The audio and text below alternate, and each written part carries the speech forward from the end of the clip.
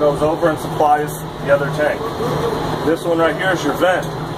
This comes over to that pillar right there and goes all the way up through the roof. This one, yeah, all the way up to the roof. Well, listen, so here's it comes out and it looks like a vent top. This one? Yeah, and this has Right there, looks like a vent top. Yeah, that's your. It has a ball float in it. Yeah. Okay. So it has a ball. So if you get to that 90, I think this one's set at like 95. It'll plug it and then Plug it and no vent, no full. Exactly. What is that red blade? What's that? What's that red blade right there? Red button. Right here? No, he's talking about on the switch on the side of the right meter. here? Yeah. That's just the top of your solenoid. Oh, okay. That's not a button or nothing. That's just a cap to keep that this little part on. Oh, okay. So here's your turbines. I think this one's 1 and this one's 2. So these will kick on and fill that tank over there. Here's ball valves for either pump. This one's for that one. Another ball valve over here is for this pump. So those are feeding number 1 tank. Exactly. That's all this does. When they program that this tank is a certain level, they kick in. That one over there. So here's your 2 pumps. Pump 1 and pump 2.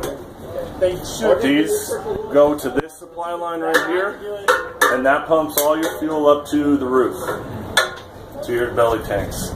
Here's the return from the roof, so all your fuel will come back down and drop back into the tank. So do we keep fuel, store fuel in our lines, or does it, so, like right now, On the supply line, supply line full of fuel?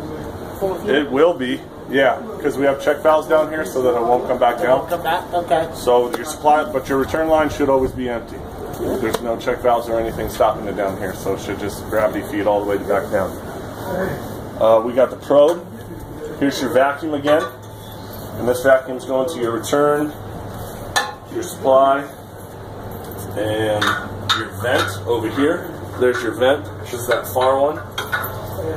Here's that T, like in the last one, it's right underneath here. This one also has a ball float in it. Here's your interstice again. There's your tank supply, or your tank sensor, right down in that plastic. Are these the cheaper turbos because they're black? Yes. No, these are the more powerful ones because it has to pump it all the way upstairs. Your supply line coming from tank 2. So that's where it's going to pump down into here. The end of the line, that vent line that Brian said, is going to look like this. That's behind that that access panel. So that's what it'll look like. To let out your vacuum. Here's your reservoir for your interstice for this tank top sump. And then right there is your sensor for inside the sump. Okay. Yeah. When this thing is filling it up, does it vibrate? That pump is on. Solid green means that it's in standby mode. Okay. If that green light starts blinking, then that means you're moving fuel somewhere. Okay, you got to pump on. So the first thing you want to see when we're looking at the panel is you want to check your lights. Green is going to be a good light. You have a yellow light and then a red light. Red light means you have an alarm somewhere. So if you have an alarm, the first thing you'll do is this all systems normal will be red and it'll say you have an alarm. It'll tell you what your alarm is. You can hit that and it will bring up your active alarm. You can hit your alarm history. You can see the alarms that you've had previously. You can see all the stuff from February, from testing and setting off sensors and all of that stuff. So you can see there, and you have your event history. And this tells you when something has been changed, or it's like an audit testing type of a thing. It'll let you know if something's been changed. You can see most recently 6:15 at about 1:48 I made a change for Red Top for their fire panel, adding a relay in. So that's why it logged it right here. So you can get that date, so that way you'll know. In a perfect world, you guys won't see any changes after this date, right? Because there'll be nobody's making any edits. So we go back. This is your home button. This is your back button. This is your help button. This is a print button if you want to print the page that you're looking at, if it's applicable for printing. So what we did for you guys is we added one-touch buttons just in case of an emergency. Obviously, this is Gen 1 fill, Gen 2 fill. You push this button, and it will automatically start filling the belly tank on generator 1. You push this button, it will automatically start filling the belly tank on generator 2. Automation still controls, so that means when it hits its 90%, it'll automatically stop everything, and then there will be no more fuel flow. Automation will take over. This is just a one-time start, and then also appropriately, it's a one-time stop. So if you hit your stops, it will automatically stop. Yes, Brian. So that's like an HOA button for you guys. Yes. So it's like a handoff auto, except there's no knob. You get a push button. You just push the button. What I've done also is I have disabled the Gen 1, Gen 2 fill. They have to be enabled by a password, and I will go over how to do that with you, because that way you don't have somebody walking around on the ground floor just walking in and pushing Gen 1 fill for no reason, right? We don't want that for any reason going on. The ends, the Gen 2 fill end and Gen 1 fill end, are enabled all the time. So that means anybody can come in an emergency and stop the fill. Okay, because like I said, automation still takes control. So if you have a generator running and it calls for fuel, and somebody comes in here real quick and stops it, as soon as it hits that low again, it's going to start calling for fuel again. Automation will continue to take over, so it will never stop. We also set it so that if you are running your generators, if there are leaks because you're a hospital, you need to keep fuel going to those generators, so leaks will sound loud, audible alarms, but they will not turn off the pumps. Okay, because of emergency situations. Are there any questions? Navigate through the LCD panel, all right? So obviously you have your tanks. This gives you your overview, your kind of a top-down overview of all of your tanks. You see this is fuel level. These are not just random green dots. This is actually how much fuel you have in each tank at the time. So UST1, you can see in UST1, remember UST1 fills the belly tanks, right? UST1 was the first tank. Right now you have about 2,500 gallons. You're just at a little bit above 50% capacity in UST1. Go back one. Go to UST2. UST2 is the tank that gets filled by the truck. You can see you're at about 3/4 of the way fill. These hashes are your emergency. These hashes are your low and low, and your high and high. Your audible alarms sound at your highs. So that's a overfill type of alarm. That's an emergency situation. You should obviously never. You won't be there. That'll turn red with a big alarm symbol in it. Exactly. This will turn red with a huge alarm. You can't miss it. And also, when you're on this page, it will be an alarm also right here. You'll see that 45. here. So you see Gen 2 or day tank Gen 1 labeled pretty clear, so you can see that. You guys can see how that goes. These also are the limits that we start the rules at. So once this threshold breaks this on the generator day tanks, it's automatically going to start filling. And it's going to fill all the way till it reaches that line. So it'll fill you all the way up to 90%. And it'll sit there. Okay? Once it hits that 90%, everything will stop and reset. So go through here. Those are your tanks. Here are your sensors. These are all your sensors. These are all your leak sensors. You get a leak sensor alarm.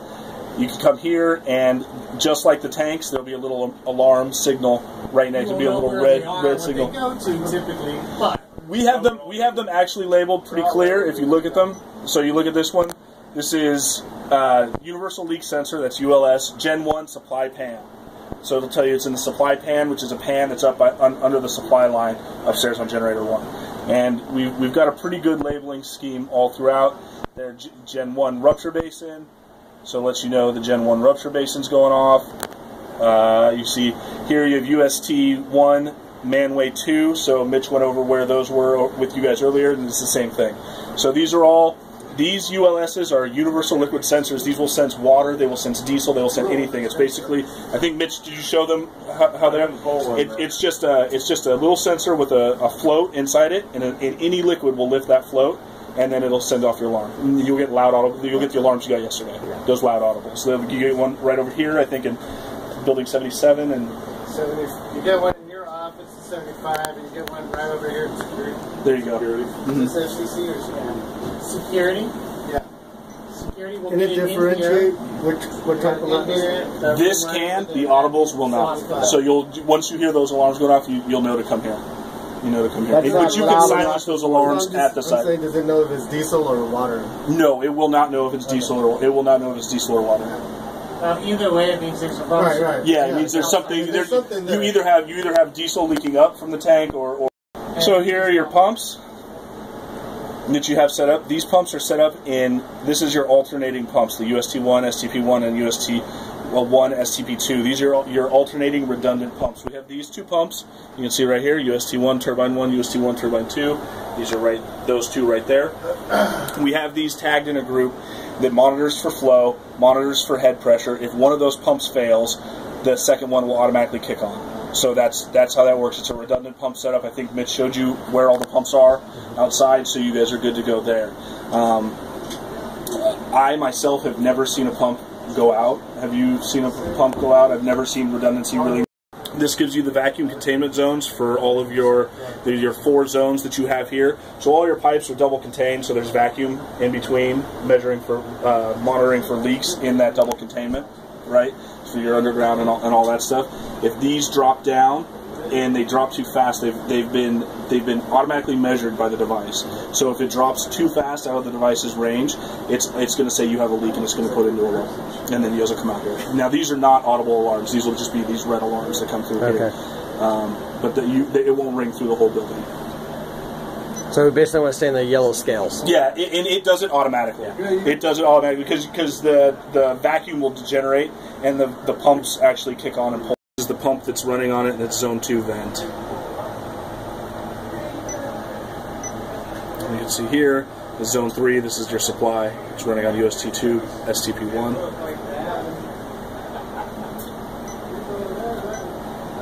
And then UST2, STP1, same thing. Zone 4 vent. Okay.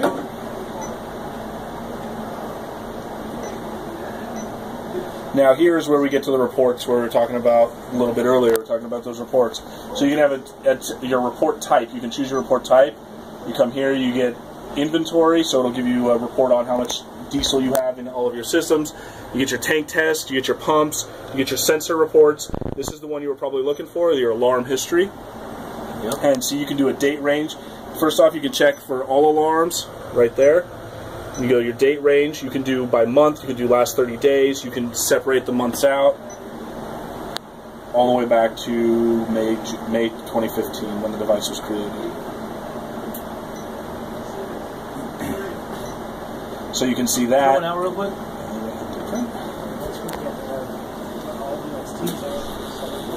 This is last 30 days. This is an automatic reboot. These are tools that you can use for emailing, all of that stuff. These are reset options to set it back to the factory default.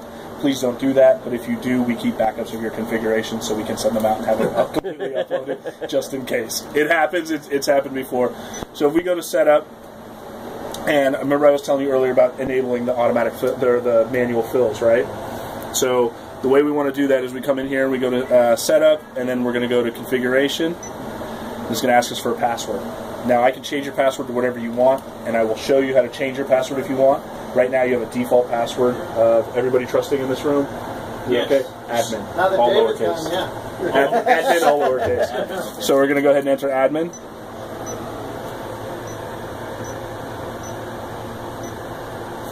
Now we can start making changes on the system. You get your password, your configuration. Okay. We go to your parameters.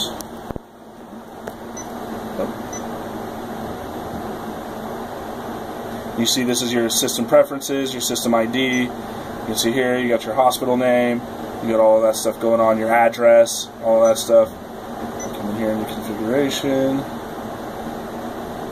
What would we need to change though? I mean, isn't everything set up already? The only thing that's not set up are the manual fill buttons, like I said, because we don't want people accessing that, just coming in and pushing a button to fill your date. Do you want this? It's your April alarm. Coming in and turning on your fill. So if there is a time that you do want to perform a manual fill. It wouldn't really do anything, right? If it's already filled, it would just automatically shut off, right? I mean, no, if it's filled, it would hit the next threshold and then shut off. Yeah, it would. It would. I mean, even if somebody presses it, it wouldn't do anything if it's full already, right? Yeah, well, if it's full, it would fill to the next level. It would fill to the next level, yeah. So you have the 4 level, you have the 2 levels. You have the high where it stops, and then you have the high to make it stop in case it blows past high, right? In case someone pushes the fill. Yeah. After that, you're spilling fuel. Oh, it's going to keep continuing. It would continue if you blow past those 2 thresholds. The one is your high and then the redundant. It does automatically stop if it's in normal. If you start in normal in a normal state, right, and then you fill to a high, then it stops. Right. If you push the button again, it's going to fill the high. To right? the next level. To the next level. But if you push the button a third time, And then but by the way, the whole time you're in alarm. The whole time you're beeping up going, you're in high, you're in high, you're in high, now you're in high, high. Yeah. You know, and then if you fill again the third time, So well, guess what? it Now will- you're spilling fuel. Yeah, Yeah. it will just keep feeling. Oh, okay. Yeah. Yeah, those, Yeah, you don't want to do that. those Okay. alarms don't go away until you get to that level. They do not go. Those alarms have to clear themselves, so they don't go away till that diesel's burned up.